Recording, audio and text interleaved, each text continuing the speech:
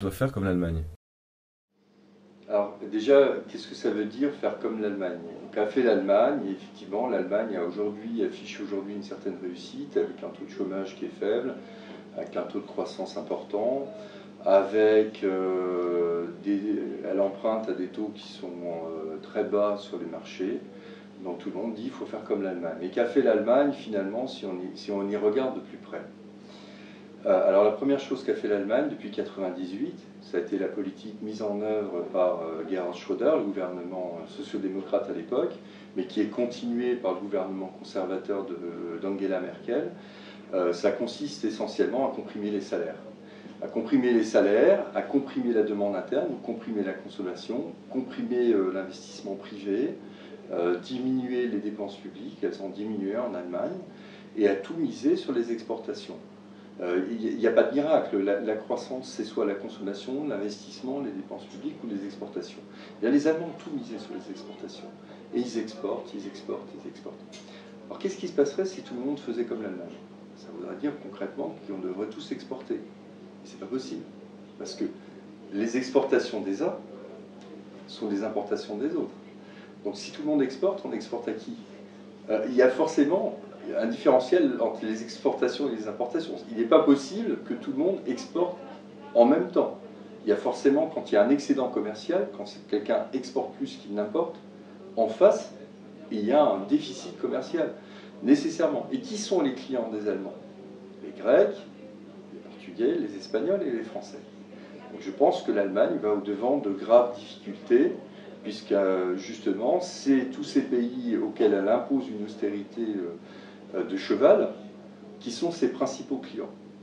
Peut-être qu'elle s'en sortira en exportant dans les anciennes républiques socialistes, la Pologne, la Hongrie, mais j'en suis pas convaincu. J'en suis pas convaincu. L'Allemagne va bien pour le moment, il n'est pas sûr que ça continue. Et deuxième volet, on oublie souvent de nous dire qu'il y a des choses intéressantes en Allemagne. Mais c'est pas de ça qu'on nous parle. Quand on nous dit faites comme l'Allemagne, on nous dit comprimez votre demande interne, misez tout sur les exportations. Mais on oublie de nous dire aussi qu'il y a des choses très intéressantes en Allemagne, la négociation sociale. Avant de prendre un moment de décision, les parties prenantes, et en particulier les entrepreneurs et les syndicats, se mettent autour d'une table et discutent longuement et se mettent d'accord sur les mesures à prendre. Ça, effectivement, ce serait intéressant à importer dans d'autres pays. Seulement, on ne refait pas la culture sociale d'un pays comme ça du jour au lendemain. Bon, et la deuxième chose qui est intéressante en Allemagne, c'est que les Allemands, contrairement à ce qu'a fait la France et à ce qu'ont fait un certain nombre de pays anglo-saxons, ont refusé de financiariser leur économie. Donc il y a un vrai lien entre les banques et les industries. Il n'y a pas du tout ce pouvoir, cette prégnance de la finance qu'on trouve dans d'autres pays, même si comme ailleurs elle s'est développée, les financiers ont beaucoup moins de poids qu'ils n'en ont par exemple aujourd'hui en France. Et ça non plus, on n'en parle pas trop quand on nous dit faut faire comme les Allemands. Ces deux choses-là sont intéressantes, mais comprimer la demande interne, mettre notre propre population dans la misère pour tout miser sur les exportations, c'est une stratégie suicidaire. Ça fonctionne uniquement si un pays seul le fait, ou si un groupe de pays le fait. Par exemple l'Allemagne, la Finlande et l'Autriche avant la crise. Mais ce n'est pas une stratégie viable, ce n'est pas une stratégie durable. C'est une stratégie qui ne fonctionne que au détriment des voisins. Et alors dans ce cas, pourquoi est-ce qu'on prend l'Allemagne comme référence? On prend l'Allemagne comme référence parce qu'elle a un taux de chômage faible, et puis aussi parce que c'est aujourd'hui le pays leader dans la zone euro, tout simplement. Elle a un taux de chômage faible, elle a un taux de croissance élevé, donc évidemment on va regarder ce qui se passe là-bas. Mais bon, c'est souvent, quand on n'arrive pas à réformer dans un sens plus libéral, on essaie de nous trouver des exemples étrangers où c'est plus libéral. Vous vous souvenez, avant la crise, c'était le Danemark le grand exemple, parce qu'il y avait un taux de chômage de 5%. Alors on nous parlait beaucoup de la flexibilité au Danemark, mais on ne nous parlait pas du tout de la contrepartie de la flexibilité, la forte indemnisation des chômeurs, la vraie culture de dialogue social qui existe depuis plus d'un siècle et qui ne s'importe pas comme ça. Alors depuis la crise, maintenant le chômage au Danemark est passé, il frôle la barre des 10%, donc on n'entend plus parler du Danemark, on entend parler de l'Allemagne. Et quand l'Allemagne va aller mal parce qu'elle aura plus de clients, bah, on entendra parler d'autre chose. Voilà. Ok, donc du coup, deuxième question. Quelle est la stratégie européenne face à la crise? Alors la stratégie européenne face à la crise est une stratégie qui est en partie inspirée par l'Allemagne, grandement décidée par l'Allemagne, et c'est une stratégie qui est proprement suicidaire, il faut le dire. Elle ne fait qu'aggraver les problèmes. C'est la stratégie qui a commencé à être mise en œuvre en Grèce en 2010 et qui a mené la Grèce complètement dans le chaos qu'on connaît aujourd'hui. La Grèce ne s'en sortira pas, et d'autres pays ne s'en sortiront pas. Alors quelle est cette stratégie ? Eh bien, c'est une stratégie qui consiste à imposer des politiques d'austérité un peu partout. Donc, premier volet, c'est l'austérité généralisée. On diminue les dépenses publiques partout, on augmente un peu les impôts, et en particulier pour les classes populaires et les classes moyennes, surtout pas pour les financiers, pour les gens les plus aisés. Donc, on comprime la demande interne, on impose l'austérité. Ça, c'est le premier volet de cette stratégie.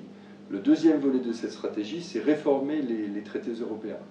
Mais pas réformer les traités européens pour les améliorer, réformer les traités européens pour obliger les pays concernés à faire de l'austérité. C'est-à-dire en particulier, donc jusqu'à présent, dans la zone euro, on avait renoncé à la dévaluation, qui était une politique possible face à la crise. Par exemple, si les Grecs avaient pu dévaluer leur monnaie, ça leur aurait évité l'austérité. On avait renoncé à ça parce qu'on a choisi une monnaie unique en 92. On a renoncé à la politique monétaire, on l'a transférée à la Banque Centrale Européenne, à Francfort. Donc on a renoncé à la politique monétaire, on a renoncé à la politique budgétaire. Donc qu'est-ce qui reste dans ces cas-là pour faire face à des problèmes de conjoncture? Il restait la politique budgétaire. Et la stratégie européenne face à la crise, finalement, ça consiste à mettre la politique budgétaire sous contrôle. Elle l'était déjà en partie avec les traités précédents, avec les fameuses règles de Maastricht. Il fallait que la dette publique soit inférieure à 60% du PIB, que le déficit public ne dépasse pas 3%, mais jusqu'à présent, en cas de problème, en cas de crise, de récession, il y avait des sanctions pour les pays qui ne respectaient pas ces critères, mais ces sanctions étaient décidées au fur et à mesure.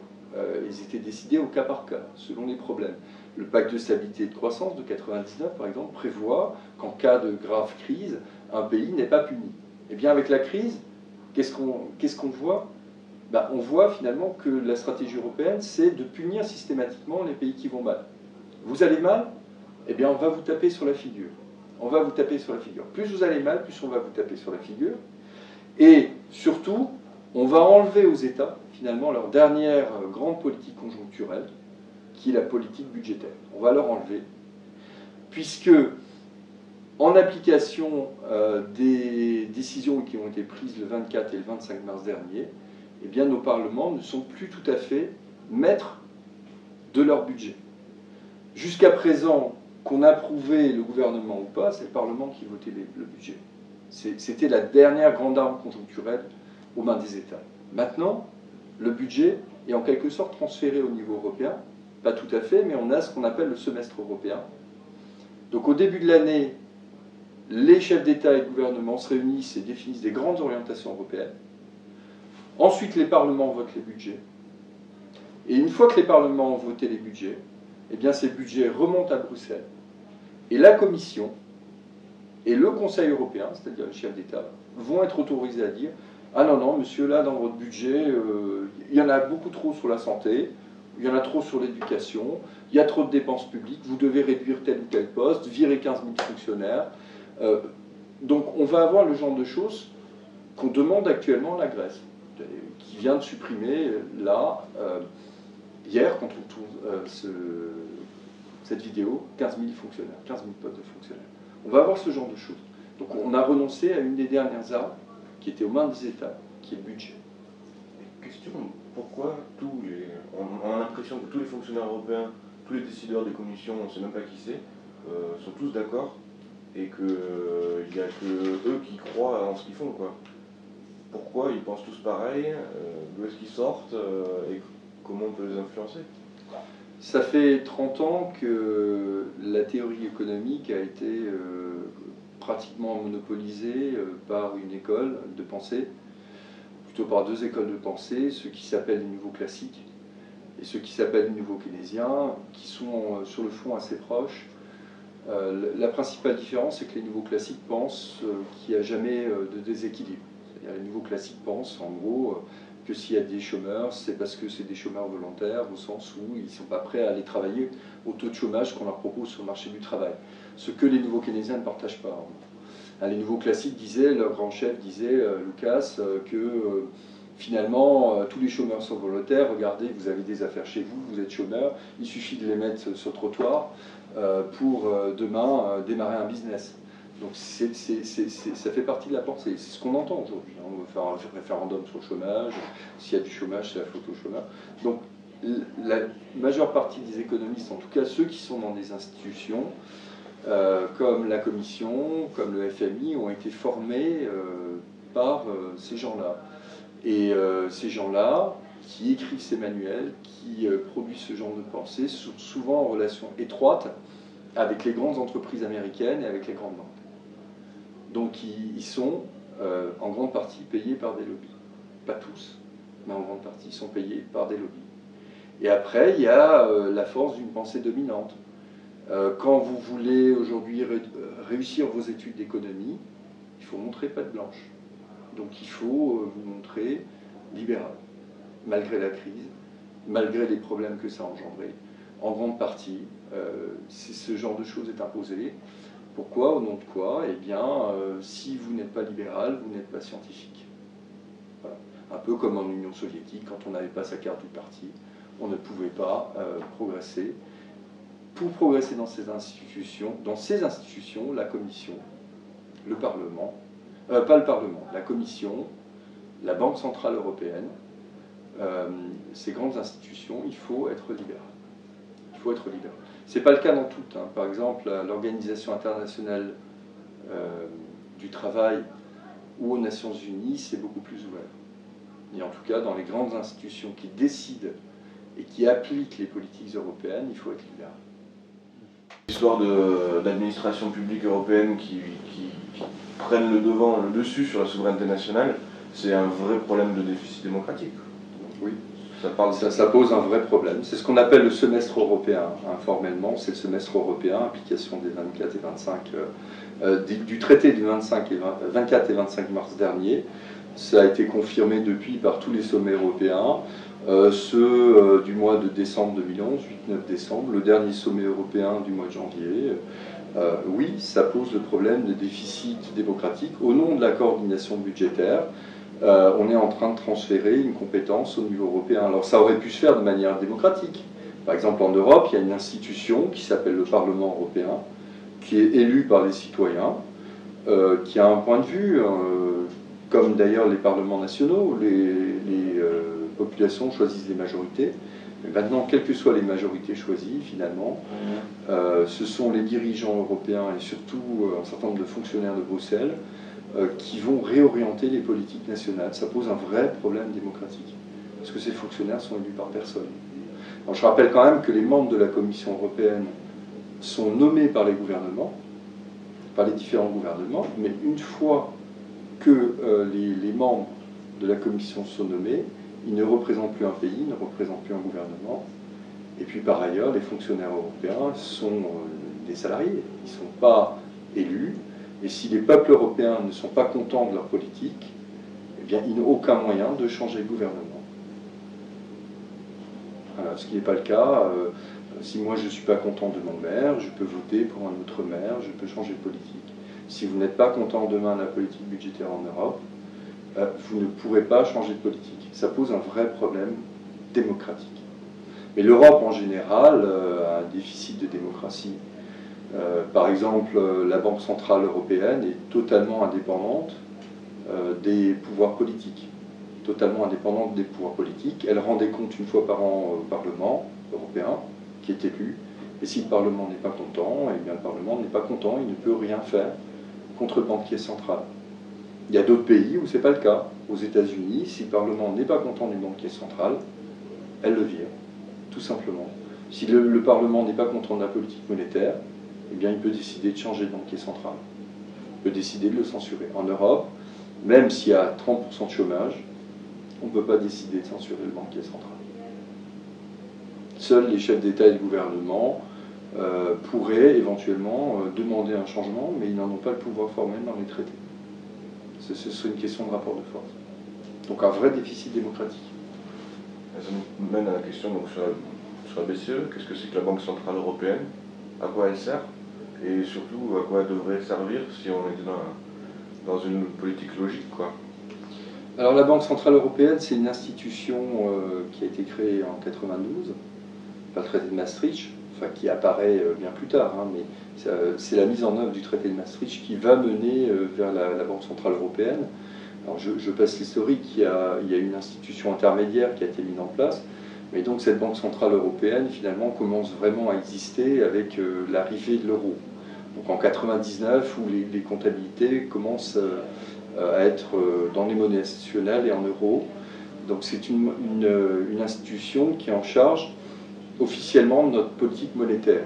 Donc c'est elle qui décide de choses importantes, et en particulier qui décide des taux d'intérêt, des taux directeurs, c'est-à-dire des taux auxquels les institutions financières, et en particulier les banques, vont pouvoir emprunter. Donc en faisant ça, en décidant des taux d'intérêt directeurs, elle influence de manière plus ou moins directe les taux d'intérêt sur le marché, et donc les taux d'intérêt auxquels les entreprises et les ménages vont pouvoir emprunter s'ils ont un projet d'investissement pour une entreprise ou un projet pour un ménage. Par exemple, quand vous empruntez pour acheter une voiture ou un ordinateur, eh bien, le taux que vous allez payer dépend indirectement du taux qui sera décidé par la Banque Centrale Européenne. Voilà, donc à partir du moment où vous choisissez une monnaie unique, qui est l'euro, il fallait choisir une politique monétaire commune. Il n'était pas possible d'avoir différentes politiques monétaires, certains pays qui choisiraient des taux d'intérêt hauts, d'autres pays qui choisiraient des taux d'intérêt bas. Quand on choisit d'avoir une seule monnaie, il faut qu'on ait un seul taux d'intérêt directeur. Et c'est ce qui a été fait avec l'euro. C'est assez logique au fond. C'est assez logique à partir du moment où on choisit une monnaie unique, d'avoir une politique monétaire unique. Bon, là où les choses deviennent plus problématiques, c'est que cette Banque Centrale Européenne est la plus indépendante au monde. C'est la plus indépendante au monde. Son mandat est fait, tout est fait pour qu'elle n'ait pas de compte à rendre au pouvoir politique.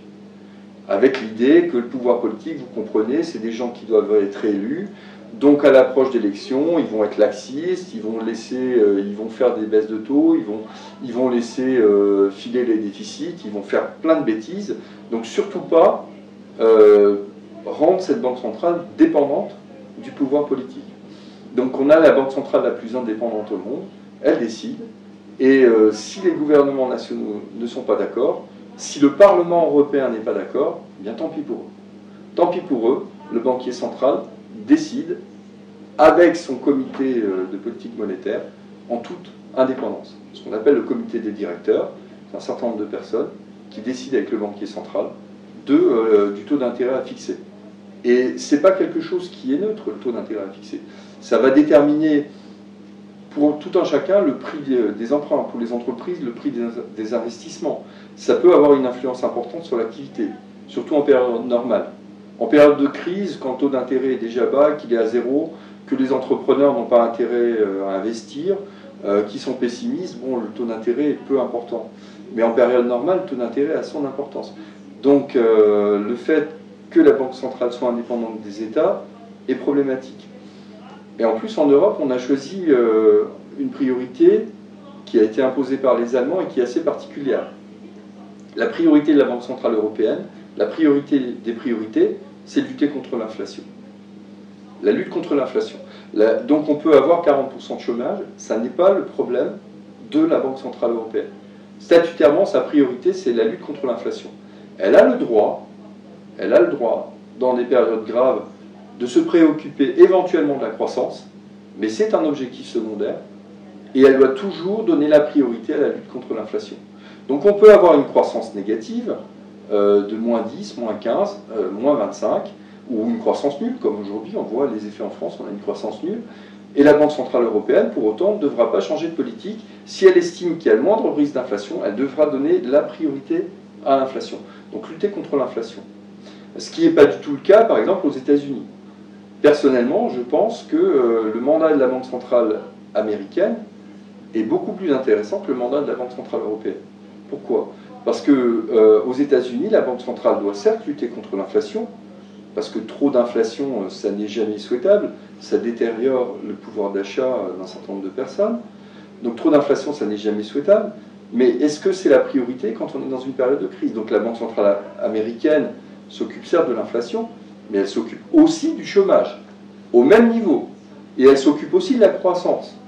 Donc elle s'occupe du chômage, de la croissance, de l'inflation.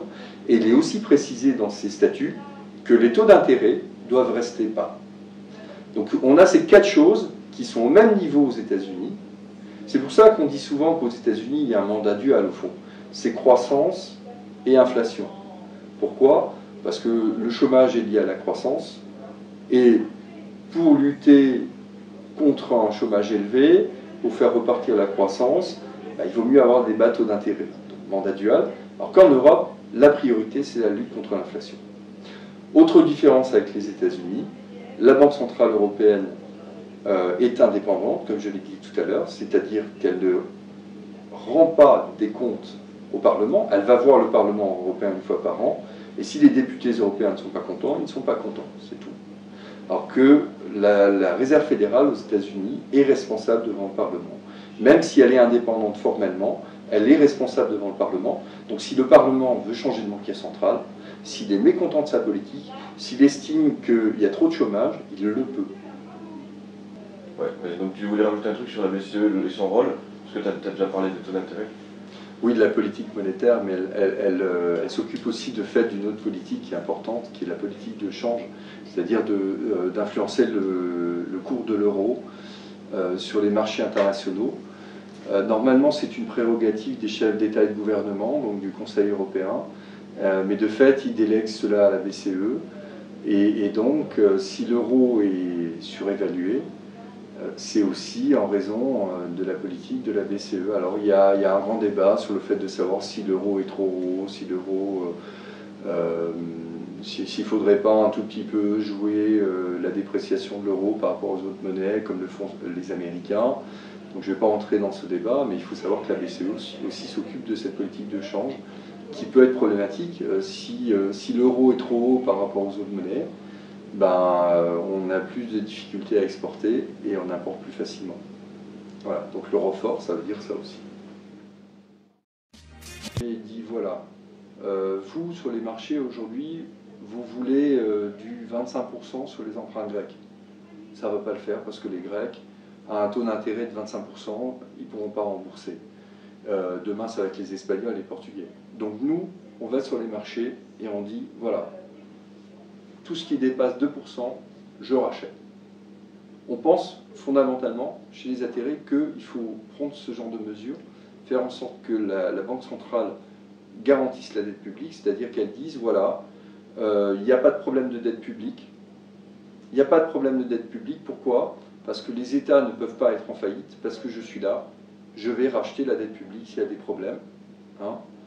Et on pense aussi qu'elle doit aller sur les marchés et dire, voilà, tous ceux qui veulent plus de 2% ne pourront pas acheter de dette publique parce que moi, je vais racheter tout ce qui dépasse 2%.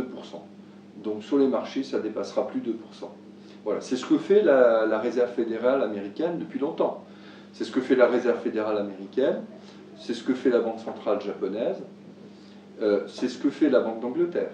Et c'est ce qui explique d'ailleurs que dans ces pays, les taux d'intérêt sur les marchés, sur les obligations d'État sont exceptionnellement faibles. On est focalisé sur les agences de notation, mais la note américaine a été dégradée et ils empruntent moins cher aujourd'hui sur les marchés qu'ils n'empruntaient avant qu'elle soit dégradée. Pourquoi?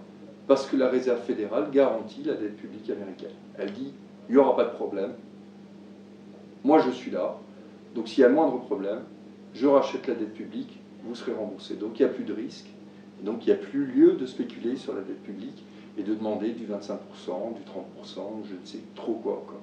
Donc de mettre les États en difficulté. Ça c'est interdit par le traité de Maastricht, et on pense que la première mesure à prendre pour sortir de la crise, c'est ça. La Banque centrale européenne garantit la dette publique. Garantie d'ailleurs ne veut pas dire qu'elle aura nécessairement à aller la racheter. Elle la rachète s'il faut, mais si ça se trouve, elle n'aura même pas besoin de le faire. Parce que le fait qu'elle dit, voilà, tout ce qui dépasse 2%, je rachète, ça peut suffire à dissuader les gens sur les marchés à demander plus de 2%, sachant que la BCE sera là pour racheter. Aux États-Unis, c'est ce que fait la Fed tous les jours sur les marchés. Et ça fonctionne assez bien. Au Japon, le rapport dette publique sur PIB est supérieur à 100%, il n'y a aucun problème, la Banque centrale japonaise garantit. Donc on pense que ça, c'est la première mesure à prendre. Évidemment, ça ne tient pas lieu de stratégie de long terme, mais c'est déjà, quand il y a un incendie, on commence par appeler les pompiers. Bon, une fois que les pompiers ont éteint l'incendie, c'est-à-dire une fois que la BCE a garanti la dette publique, qu'est-ce qu'on fait? Nous, on pense qu'il faut autre chose que des politiques d'austérité, des politiques néolibérales pour sortir l'Europe de la crise. On ne s'en sortira pas comme ça. On ne s'en sortira pas comme ça. Il y a un précédent historique, le précédent des années 30, où tous les grands pays, les États-Unis avaient couvert, la France avec Laval, l'Allemagne avec Bruni, ont mené des politiques d'austérité. Et ça a mené tous ces pays droit dans le mur. On ne s'en sortira pas comme ça. Alors qu'est-ce qu'il faut faire? Il faut faire exactement le contraire. Nous, on propose que l'Europe reprenne la main, qu'elle retrouve une inspiration keynésienne, colbertiste, et qu'elle tienne aussi compte d'un problème très actuel, qui est le problème écologique. Donc qu'on entame une vraie phase de reconversion écologique. Alors quelles sont les grandes lignes de ces propositions? Eh bien, on les a rangées sous le thème de la planification fédératrice. Planification fédératrice, ça consiste en quoi? Il y a plusieurs volets. Le premier volet de cette planification fédératrice européenne, ce serait de revaloriser la politique agricole commune, qui était quand même une des politiques essentielles de l'Europe quand elle a été créée, qui était une volonté française, revaloriser cette politique agricole commune pour avoir une vraie politique agricole européenne, favoriser des produits de proximité, des produits de qualité, pour abandonner progressivement l'agriculture industrielle qu'on connaît aujourd'hui. C'est le premier volet. Et donc ça, ce serait fait au niveau européen, au niveau de la planification fédératrice. Deuxième volet, c'est reprendre la main sur la finance. Reprendre la main sur la finance en séparant clairement les banques de dépôt, les banques d'investissement, en mettant fin à cette spéculation délirante qui ruine nos économies au quotidien. Donc ça, c'est le deuxième volet de la planification fédératrice, reprendre la main sur la finance. Troisième volet, c'est mettre en œuvre des grands programmes européens. Des grands programmes européens, donc des dépenses publiques européennes, pour garantir la transition écologique, qui est absolument nécessaire aujourd'hui. Des grands programmes européens, il en existe, comme par exemple le programme de localisation par satellite Galileo. Nous, on voudrait faire ça à beaucoup plus grande échelle et de manière beaucoup plus significative pour favoriser, par exemple, des réseaux de transport européens, pour favoriser une véritable reconversion de nos économies dans un sens beaucoup plus écologique, beaucoup plus vert, beaucoup moins productiviste. Voilà, donc ça, c'est les grands programmes européens. Et le quatrième volet de la planification fédératrice consisterait à développer le modèle social européen, c'est-à-dire au lieu de baisser le SMIC, comme le demande actuellement la Commission, augmenter partout le SMIC, créer des SMIC là où il n'y en a pas, évidemment des SMIC adaptés aux situations de chacun des pays européens, augmenter ces salaires minimums, définir des salaires minimums, définir des minima sociaux, garantir des droits à la retraite. C'est pas seulement se faire plaisir d'un point de vue social de dire ça, c'est vraiment nécessaire si on veut sortir de la crise. C'est comme ça que les Anglais et les Américains sont sortis de la crise dans les années 30. Et on ne s'en sortira pas autrement. Si on continue de partir vers le bas, de diminuer le rôle de nos États, on ira vers la récession et on ira inévitablement dans des situations hautement problématiques.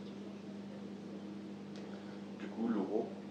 Alors l'euro, sur l'euro, les intérêts sont partagés. Et je suis assez représentatif des intérêts au moins là-dessus, parce que moi-même, je suis partagé sur l'avenir de l'euro. D'aucuns disent qu'on pourrait rester dans la zone euro.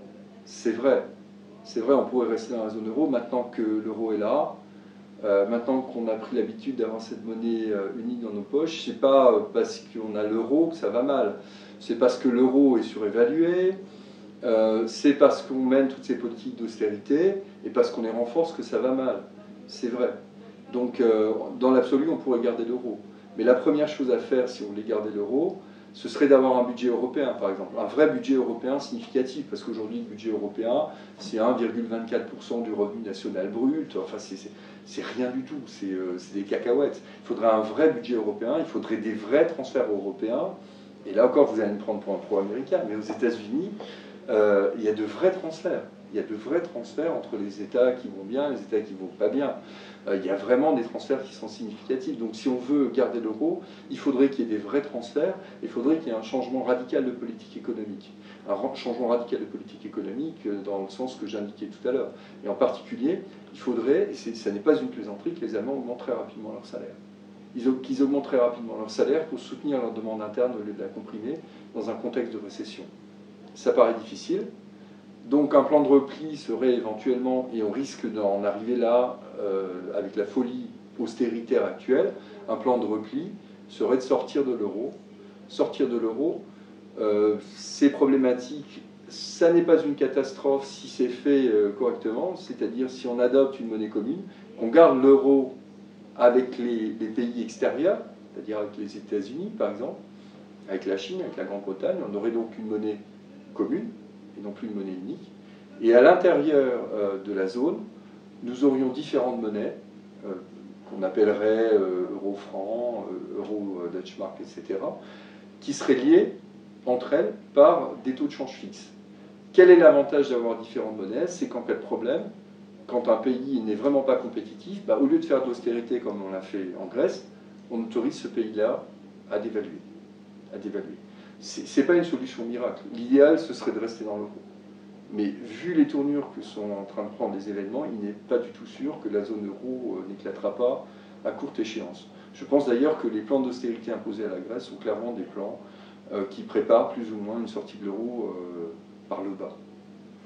J'ai pas une boule de cristal, mais le problème c'est que quand on a une monnaie, quand on a la même monnaie, il faut que quand ça va mal dans un endroit, et bien dans un autre endroit, on ait des mécanismes de transfert. Alors ça peut se faire de plein de manières. Hein. C'est ce qu'on appelle en théorie économique, ça porte un nom et c'est bien identifié, c'est la théorie des zones monétaires optimales. Qu'est-ce que c'est une zone monétaire optimale? Eh bien, c'est une zone où on a la même monnaie, on choisit la même monnaie, mais si on choisit la même monnaie, il faut choisir aussi les instruments qui vont avec. C'est-à-dire, si ça va mal quelque part, eh bien, quelque part, il faut qu'on ait des transferts. Ça peut être des transferts budgétaires, ça peut être autre chose. Ça pourrait être, par exemple, si les Européens étaient très mobiles, on pourrait, si ça va mal au Portugal, les Portugais vont travailler en Allemagne. Ça pourrait être ça aussi. Bon, les Européens ne sont pas très mobiles, et il y a de bonnes raisons à ça, autre que linguistique, il y a aussi des notions de qualité de vie, etc. Donc, si on veut, en faisant l'euro, on savait qu'on n'avait pas ces mécanismes. On le savait. Mais les gens se disaient en 92, bon, on les a pas, mais étant dans l'euro, on va être obligé à un moment ou à un autre de les faire, ces mécanismes de transfert. Les libéraux se disaient à un moment ou à un autre, ça va nous permettre de mettre les budgets sous contrôle. Effectivement, ils sont en train de gagner leur pari. Et les sociodémocrates se disaient, oui, mais comme on sera là-dedans, on va devoir au niveau européen avoir un budget, avoir des transferts, avoir ce genre de mécanisme. Mais on ne peut pas rester dans la même zone monétaire, c'est-à-dire avoir la même monnaie, si on a des évolutions aussi différentes et s'il n'y a pas de mécanisme de transfert. Là, ça va très bien en Allemagne, ça va très mal en Grèce. Qu'est-ce qu'on fait? Il n'y a pas de mécanisme de transfert. Au contraire, on impose encore plus de misère, plus de mal-être à la Grèce. Il faudrait qu'il y ait des mécanismes de transfert pour s'en sortir. Or, pour l'instant, il n'y en a pas. Il y a un fonds social européen qui fait certes des choses utiles, importantes, etc., mais dont le budget n'est pas assez conséquent. Il n'y a pas de transfert de population entre les zones qui vont bien et les zones qui vont mal. Il n'y a pas de transfert budgétaire. Donc c'est une situation qui n'est pas tenable. Qui n'est absolument pas tenable. Et même c'est pire que ça. Il y a un pays ou un certain nombre de pays, l'Allemagne, la Finlande, l'Autriche, qui avant la crise, finalement jouaient tout sur les exportations, donc refilaient les problèmes finalement à leurs voisins. Donc c'est une situation qui n'est pas tenable. C'est pour ça qu'aujourd'hui l'hypothèse de la sortie de l'euro n'est plus exclue. Même si personnellement je pense que ce serait mieux de rester dans l'euro, je pense que les institutions européennes, les technocrates, sont en train de nous préparer à une sortie de l'euro. En matière de souveraineté nationale, les deux derniers traités marquent quand même un renoncement, comme je le disais tout à l'heure, à une prérogative essentielle des États. Il n'y a pas plus au centre de la souveraineté nationale que les budgets. Or ça, on a accepté de le transférer en partie au niveau européen, en partie, parce que les parlements formellement vont toujours voter des budgets, mais c'est quand même au niveau européen finalement que ces budgets vont être tranchés par les chefs d'État et par des technocrates. Donc alors pourquoi est-ce qu'on n'accepterait pas des transferts budgétaires? C'est peu probable, c'est pour ça que personne